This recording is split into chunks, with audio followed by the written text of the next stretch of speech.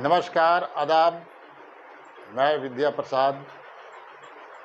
आज हम लोग इंग्लिश ग्रामर का दूसरा भाग चालू कर रहे हैं, जिसका नाम है इटिमोलॉजी। मित्रों, हम लोग इसके पहले एक वीडियो बनाया था जो इंग्लिश ग्रामर का पहला भाग था, जिसको ऑर्थोग्राफी कहते हैं। ये इंग्लिश ग्रामर का दूसरा भाग है, जिसको इटिमोलॉजी कहा जाता है। ऑर्थोग्राफी के अंदर हम लोगों ने देखा था इंग्लिश लेटर्स का अध्ययन किया जाता है। चूँकि हम लोग सिस्टमेटिक तरीक़े से पढ़ाई कर रहा है, तो ऑर्थोग्राफी के अंदर से हम लोगों को चाहिए कि जो ज़रूरी चीज़ है उसको याद कर ले। जैसे कि कॉन्सोनेंट, वॉवेल्स कितने हैं, ये सब हम लोगों को ऑर्थोग्राफी से याद रखना पड़ेगा। जब तक हम लोग सिस्टमेटिक तरीक़ा से अध्ययन नहीं करेंगे, तब तक जो है कि कामयाबी नहीं मिलेगी। तो चलते हैं इटिमोलॉजी, जो इंग्लिश ग्रामर का दूसरा भाग है, चालू करते हैं। मित्रों, इटिमोलॉजी इंग्लिश ग्रामर का दूसरा भाग है। इसके अंदर हम लोग इंग्लिश वर्ड का अध्ययन करते हैं। इंग्लिश वर्ड का निर्माण इंग्लिश लेटर के मेल से होता है। इंग्लिश लेटर का ऐसा मेल जिसका कुछ अर्थ निकलता है, उस मेल को इंग्लिश वर्ड कहा जाता है। जैसे हम लोग देखते हैं, यहाँ पर एग्जाम्पल दिया गया है। जैसे एप्पल का अर्थ सेव होता है, इसलिए एप्पल एक इंग्लिश वर्ड है, परंतु PPLE ये भी एक जो है कि इंग्लिश लेटर्स का ग्रुप है, मेल है, लेकिन इसका अर्थ नहीं निकल रहा है, इसलिए इसको इंग्लिश वर्ड नहीं कहेंगे। इटिमोलॉजी के अंतर्गत हम वर्ड की उत्पत्ति, उनका उच्चारण, प्रयोग, प्रकार इत्यादि का अध्ययन करते हैं। इटिमोलॉजी के अंतर्गत ही हम किसी शब्द का नंबर, जेंडर, पर्सन, केस का पता करते हैं। इसके अलावा किसी वर्ड के morpheme, synonyms, antonyms, homonyms, contronyms, heteronyms, palindromes, homographs, homophones etc का भी अध्ययन किया जाता है। इस प्रकार हम देखते हैं कि इटिमोलॉजी इंग्लिश ग्रामर का एक बृहद भाग है। यहाँ पर ध्यान देने वाली बात है, इटिमोलॉजी का वर्गीकरण पढ़ने के पहले मॉर्फीम शब्दांश का अध्ययन लाभदायक होता है।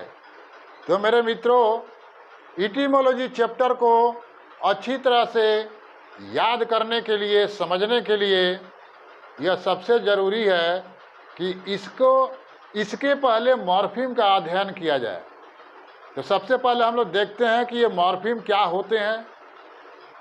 तो मॉर्फीम यह शब्द या शब्दांश होता है। मॉर्फीम का अपना एक अर्थ होता है, परंतु इसके टुकड़े करने पर प्रत्येक टुकड़े का कोई अर्थ नहीं निकलता है। मित्रों, इस प्रकार हम कह सकते हैं कि मॉर्फीम एक यूनिट है। इंग्लिश वर्ड का एक यूनिट है। जैसे हम लोग साइंस में पढ़ते हैं, एटम का वर्ग, एटम को खंडित नहीं किया जा सकता है। ठीक उसी प्रकार मॉर्फीम भी क्या है, एक यूनिट है। मॉर्फीम का टुकड़ा हम लोग नहीं कर सकते हैं। अगर इसका टुकड़ा करेंगे तो निरर्थक होगा, उसका कोई अर्थ नहीं निकलेगा। एग्जाम्पल के तौर पर जैसे UN एक मॉर्फीम है, जिसका अर्थ होता है विपरीत, परंतु यू तथा एन का अलग अलग कोई अर्थ नहीं होता है, परंतु मॉर्फीम किसी शब्द के साथ जुड़कर उसके अर्थ में परिवर्तन लाते हैं। तो मॉर्फीम का ये उपयोग है, ये प्रयोग है कि मॉर्फीम को हम लोग किसी शब्द में जुड़कर, पेरेंट शब्द में जुड़कर हम एक नए शब्द का उत्पादन करते हैं। जैसे एग्जाम्पल के तौर पे इवन जब काइंड के पहले जुड़ता है तो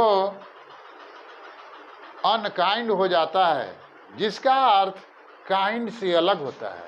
इस प्रकार हम देखते हैं कि मॉर्फीम किसी शब्द में जुड़कर उसके अर्थ को बदल देता है।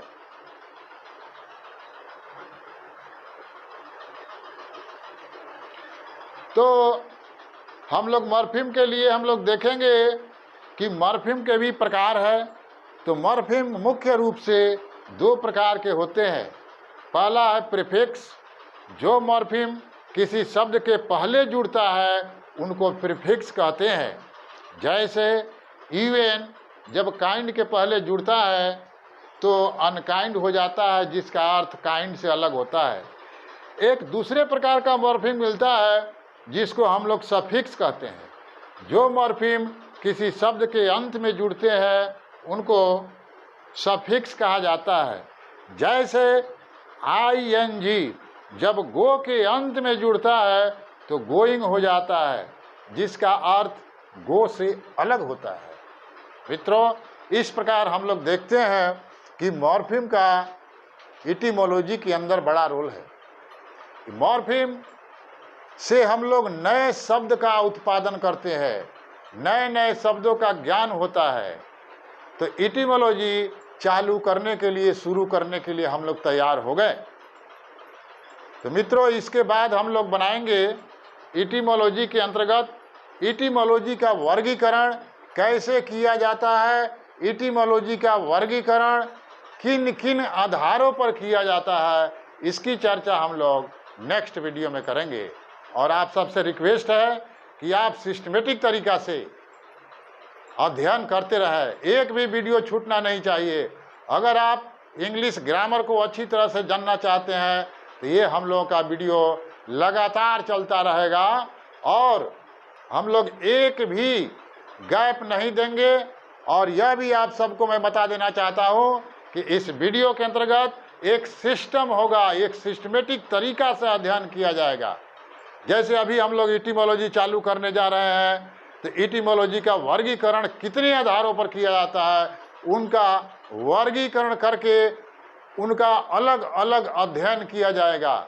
इटिमोलॉजी हम लोग देखते हैं कि यह ग्रामर के जो अपना 5 भाग है, उन 5 भागों में इटिमोलॉजी सबसे लंबा होता है।